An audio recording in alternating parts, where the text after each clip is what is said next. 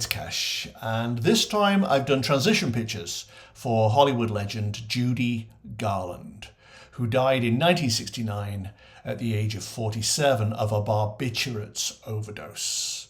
She was born in Grand Rapids, Minnesota. Her name back then was Frances Gum, which is not a very Hollywood type name. Her family were very religious. She wasn't, I don't think. She believed in God, but she wasn't very religious. But her family were. And there was some kind of scandal involving a godfather or a father or stepfather or somebody who was gay and was caught kind of groping parishioners. And so they moved to California to get away from the scandal. Obviously, she became a child star with The Wizard of Oz, playing Dorothy Gale, but she made a ton of movies for MGM and then appeared on television in her own show and stuff. But she had drug problems, alcohol problems. Her nervous disposition didn't lend itself to the kind of pressure that came with being a child star. And in actual fact, it was a celebrity, it was a pressure to be a star that partially destroyed her. And there were tax problems too. Even though she made a lot of money in Vegas and on television and in movies, she owed a lot of money to the tax people as well. And I think people she trusted in her immediate circle embezzled money, and it was very difficult for her to pay this money back. But despite her massive success, towards the end she became steadily more erratic, difficult to handle, more prone to, I guess, alcohol binges and drug binges and so on. And it killed her. She was just worn out by the time she was 47. Stardom wore her out. Now, I found her signature, and I was able to analyze her handwriting from her signature. And this is what it says. It's incredibly interesting. Her childhood was so full of hope, dynamism, aliveness, connection, openness to experience. In adulthood, though, that dissipated, replaced with aggressive resistance, a shield constructed to keep dangers at bay, and an almost overbearing neediness or demanding nature that was startling. When I went into that energy of the writing, I wanted to scream. There was so much anger and frustration inside of me. Tension, annoyance, self-recrimination, uncertainty, confusion, and so many profound grievances that fueled her outlook on life. She was despondent, crushed, subservient to the whims of life rather than a master of them, lacking in foundational stability. She was a highly aspirational individual, but somehow those aspirations became lost in overthinking or paranoia even, leaving her down in the dumps at a deep emotional level. Beyond rescue, almost. There was so much going on in her head at all times. Even when she appeared light and engaged, there was distress behind the eyes and in her heart, leading to a corrosion of her spirit and a default in stamina. And when I went into that energy, I was in that metaphorical, symbolic cave I always see that helps me understand what these people are going through as they pass from mortality to immortality. And I couldn't find her. The place was empty. But then, over to one side, there was a cavity of some kind. And she was lying in the cavity, on the floor, face down. You know when a bug or a mouse is dying and you think they're dead, but actually there's still some life in them and they crawl into a corner in order to kind of die with dignity in their own way? It felt like that. It felt like she had just crawled into a dark space, didn't want to be seen, and wanted to die on her own terms with as much dignity as she could muster. And when I went behind the cavity wall, she was really fogged in, which is not surprising. She died of a drug overdose, but there was something about this that was closed down. Maybe she'd had so many sessions like this in her mortal life that she couldn't tell that she was actually dead. This just seemed like one more fog that she was in. She was frail, like a little baby bird, confused, frightened, unsure. She didn't want to emerge. No more. I don't want any more. That's enough. It's too much. I can't deal with it. Not another word, not another argument. But gradually, she came around and she peered over the wall into the broader chamber that I always see. Not very sure at all what this was. It still could be an extension of an alcohol binge or a drug binge she'd had. She moved out and immediately began smoothing down her metaphorical clothes. Obviously, she's not wearing clothes for real, but she started smoothing them down as though presentation, how you appeared to people, was really important. It was like this. As she walked out into this chamber. And because it was empty, I think she was only like 4'11" or something, really, really tiny. She seemed dwarfed by this amazing, colossal cavern. If it had been full of people that she could perform to, she'd have felt safe, probably. But the fact that it was empty and she was the only one there really unnerved her. And it's now that the truth began to dawn of what had happened. It was like, so that's over? That was it? I don't have to be a captive anymore. That part, whatever it was, is over? And she looked up the tunnel towards where the light always is at the end. Hello? It's like if you were going into somebody's house, a stranger's house, like a trespasser, and going up the stairs, not sure if you should be there or if anybody's in. Hello? She felt like a trespasser. She was very unsettled, muddled, and interestingly, really concerned not to get it wrong, whatever it was. There was very much a presentational aspect to this again, like, well, whatever this is, I better look my best. And for reassurance, she held onto the wall, and it looked like it was going to be a straight run. Except that at a certain distance up the tunnel, a rift opened up, from which smoke was pouring. She looked into the deep chasm full of smoke. And bear in mind, she didn't seem a particularly religious person, but her family was religious. She peers into it and thought immediately, this is where my demons are, the ones I've been running away from all my life. This is hell.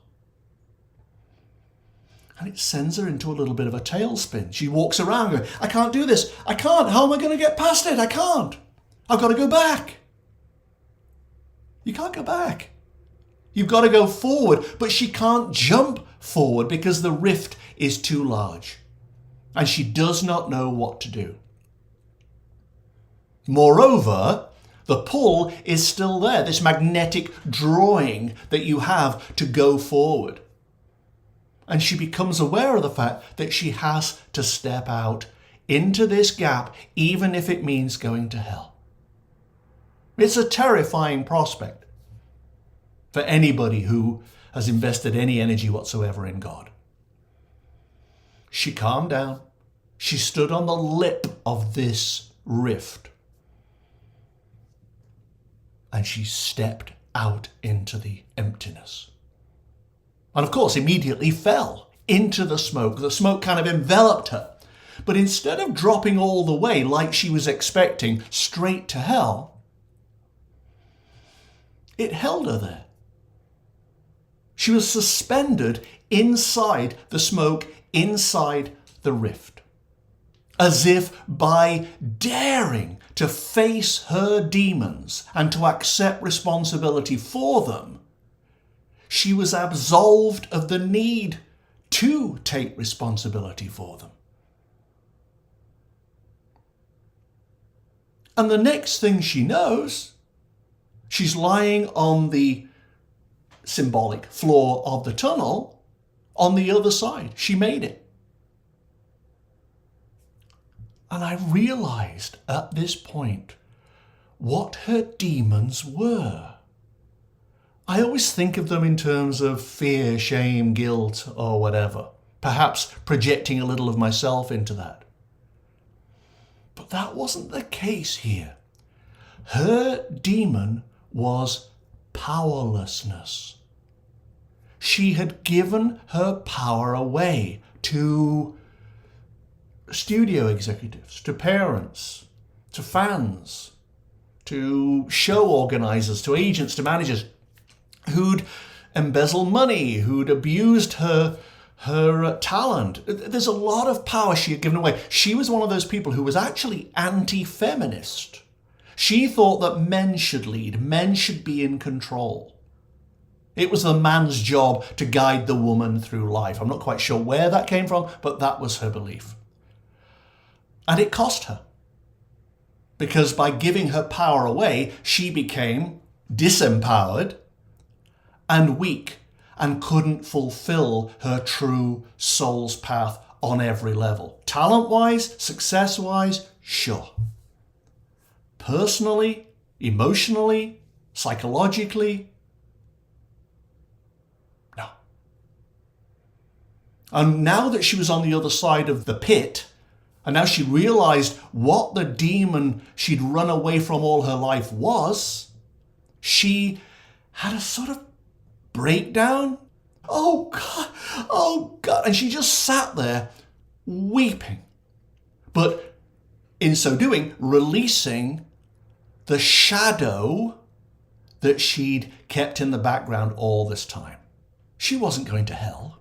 She was never going to hell. Hell is a made-up thing. But she had endured a personal hell, the trials and ordeals of her mortal life. Now released. Life had been communicating this to her all the time, the way it does to us every day, in whispers, in screams, in cries. Come on! This is what the issue is. Deal with it. Instead, she'd used her career, I guess, her marriages, all the distractions of fame, to avoid facing the one thing that was at the core of her shadow self. Having realized this, she continued her journey up the rest of the tunnel. But when she arrived, she was depleted. Of course, because that takes a lot of energy to hang on to that stuff, to hang on to wounds, to hang on to fears. The shadow saps our energy. As a result, she arrived weak. Now, if at this point there had been a conversation between her and Grace, Grace might have said, "Hey, how are you holding up?" "I'm tired. I'm so very tired." And Grace would have said, "Yeah, well, the hard part's over now. Come on, it's time to heal." And as I watched, a tongue of light extended from the dome, and she stepped onto it, walked along it, and this newly empowered woman floated away and was gone. I've been reading a book by David Hawkins called Letting Go. It's a brilliant, brilliant observation of human nature. He writes, when that inner emptiness due to lack of self-worth is replaced by true self-love, self-respect, and esteem, we no longer have to seek it in the world, for that source of happiness is within ourselves. It dawns on us that it cannot be supplied by the world anyway. No amount of riches can compensate for an inner feeling of poverty. We all know of the many multimillionaires who try to compensate for their inner sense of hollowness and lack of self-worth. Once we have contacted this inner self, this inner greatness, this inner completion, contentment, and true sense of happiness, we have transcended the world. The world is now a place to enjoy, and we are no longer run by it. We are no longer at the effect of it. And that was what Judy Garland discovered. The hollowness she felt, the fears she felt, the lack of self-worth she felt, the out-of-controlness she felt was because she had given her power away to other people, to movie studios, to executives, to agents, to managers, to husbands. And she gave so much away that she didn't keep anything for herself. And the only way she could deal with that was with drink and drugs and fame and audience appreciation, because it numbed the true demon inside. And the demon she never faced was the sense of powerlessness she had. And in her transition, she finally realized that. We need to empower ourselves. There's nothing and no one on the outside, no matter how much we love them, no matter how much we trust them, no matter how much we crave them, there's nothing and no one on the outside can validate who we are at our core, or even appreciate our soul's path. Nobody can do that but us. Self-empowerment is exactly that. We have to take back what is rightfully ours. Only then can we fully embark on our soul's path.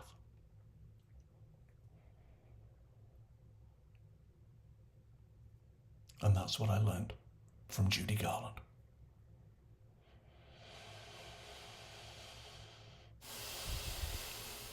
All right.